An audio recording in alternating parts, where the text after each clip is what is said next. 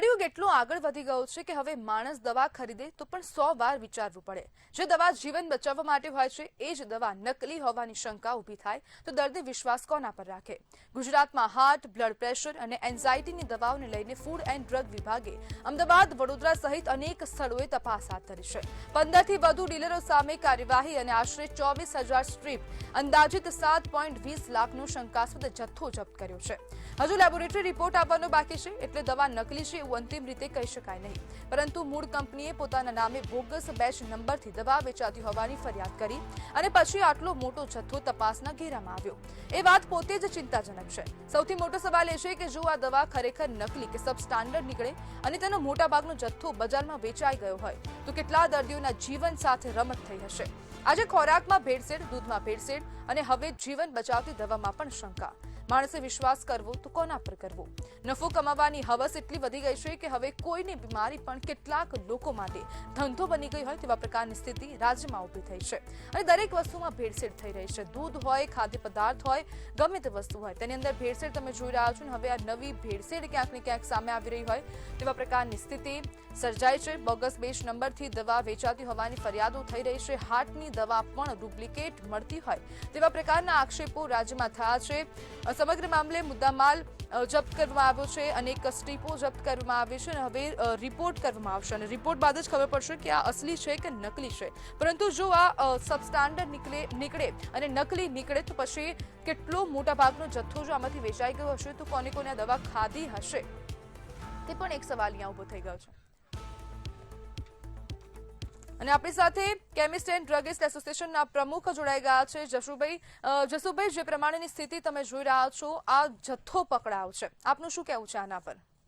પહેલા તો food and drug ગાંધીનગરની ઓફિસના સ્ટાફને અભિનંદન કે આ એક મોટો જથ્થો પકડાયો। ચોક્કસ કંપનીના એમ્પ્લોય દ્વારા જયારે ફરિયાદ કરવામાં આવી, પણ ભૂતકાળની અંદર પણ ફૂડ એન્ડ ડ્રગનું એડમિનિસ્ટ્રેટિવ ઘણો બધો માલ બજારમાં જાય એ પહેલા પકડી તો લે છે, પણ કાયદા એટલા લુલા છે કે એમની સામે કોઈની કાર્યવાહી થતી નથી।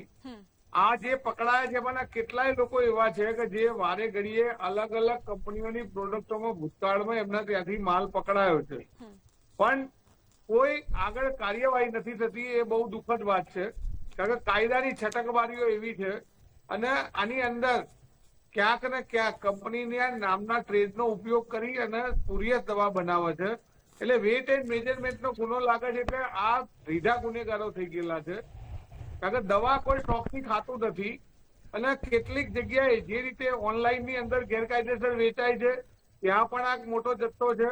કેટલીક એવી ફ્રેન્ચાઇઝી દુકાનો છે જે ચેન સ્ટોર્સ છે એમના ત્યાંથી પણ બહુ મોટો જથ્થો આ મળશે। હજુ આની તપાસ કરે તો બહુ જ મોટો માલ હાથમાં આવશે અને આવી એક નહીં, આના લગતી એન્ટીબાયોટિકની દવાઓ છે એ પણ મોટા પ્રમાણમાં આવે છે। મેં ભૂતકાળમાં પણ કીધેલું કે જેમ મહારાષ્ટ્ર અને જમ્મુની અંદર એક કાયદો છે કે બહારગામથી જે બી બીજા રાજ્યમાંથી માલ આવતો હોય તો પોર્ટલ ઉપર ઓલરેડી રજીસ્ટર થવું જોઈએ, પણ આજે જીએસટીના કાયદા આવ્યા પછી બોર્ડ આખી જે કાયદાકીય રીતે અમદાવાદનો વેપારી આખા ઇન્ડિયામાં ગમે ત્યાં વેચી શકે એ કાયદો છે, પણ ખરેખર કંપની જયારે સ્ટોકીસ બનાવે તો અમદાવાદના સ્ટોકીસે અમદાવાદમાં વેચવું જોઈએ, બોમ્બેના સ્ટોકીસે બોમ્બેમાં વેચવું જોઈએ।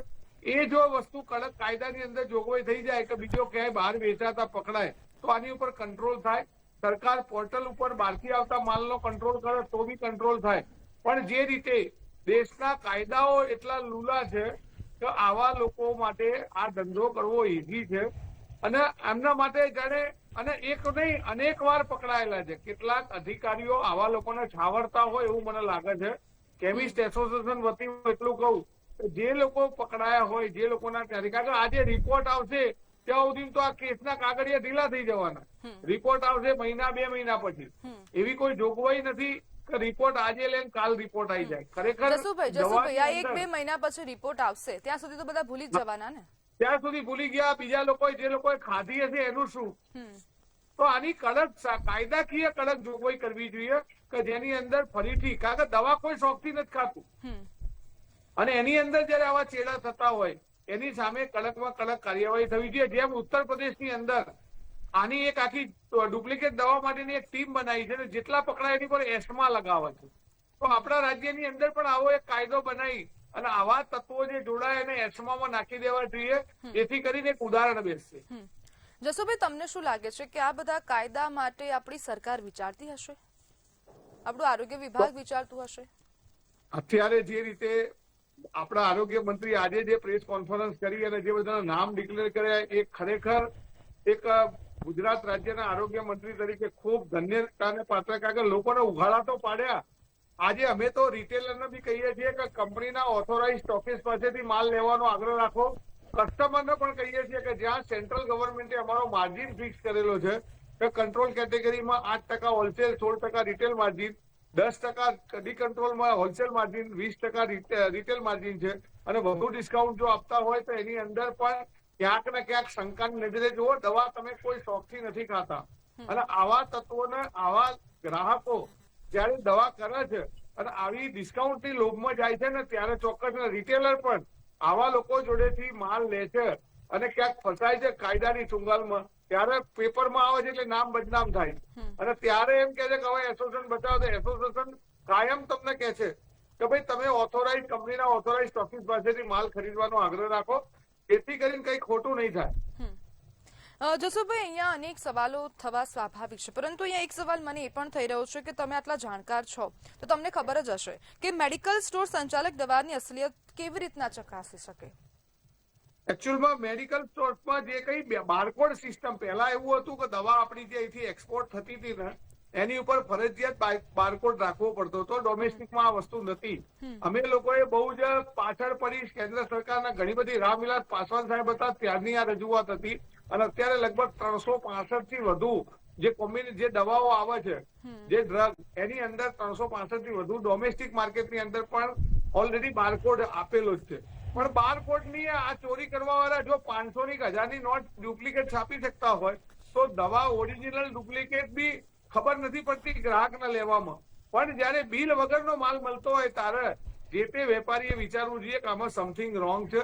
અને દવા એ આજે હોટલમાં જઈને જમવું, કપડા ખરીદવા, એ આખી શોખની વસ્તુ છે, પણ દવા જયારે ડોક્ટર કહે છે ને આપણે ખરીદવી પડે છે.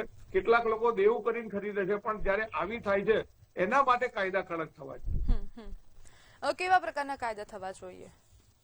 કાયદા ફાંસીની સજાની જોગવાઈ હોવી જોઈએ, અને બ્લેક લિસ્ટેડ કરી દેવા જોઈએ કે એના પરિવારનો કોઈ ફરીથી આ ધંધામાં ના આવવો જોઈએ. જસુભાઈ, તમે ઉમિયા મેડિકલ હોય એના સાથે ડુપ્લિકેટ પકડાયો તો ડિપાર્ટમેન્ટમાંથી શ્રી ઉમિયા કરીને લાયસન્સ આપી દેશે. આજે કોડીમાં આટલા બધા લાયસન્સ કેન્સલ થયા, ફરીથી એના એક લોકો બીજા નામથી લાયસન્સ લઈ લે, તો આની ઉપર કંટ્રોલ તો ડિપાર્ટમેન્ટે જ કરવો પડે. એટલે જસુભાઈ, તમે કહી રહ્યા છો કે ઉમિયા મેડિકલમાંથી આ જથ્થો પકડાયો, પછી તેને શ્રી ઉમિયા કરીને લાયસન્સ આપી દેવામાં આવે, લાયસન્સ નવું આપી દે. આ તો છાવરવાના પ્રયાસ થયા. હું એ તો કઉ છું કે અધિકારીઓ દ્વારા કેટલાક વેપારીઓને છાવરવાના જે પ્રયત્ન થાય છે ને, અને કેટલાક રીઢા ગુનેગારો ભૂતકાળમાં આવી સનની, ગ્લેનમાર્કની, એબટની, ગ્લેક્સોની ઘણી બધી દવાઓ પકડાયેલી છે. આમાં કોઈ ઓફિશિયલ સ્ટોકિસ્ટ નથી, બધી અંદરના સ્ટોકિસ્ટો છે જે અંદરમાં માલ લે છે. બિલકુલ જસુભાઈ, જોડાવા બદલ આપનો આભાર.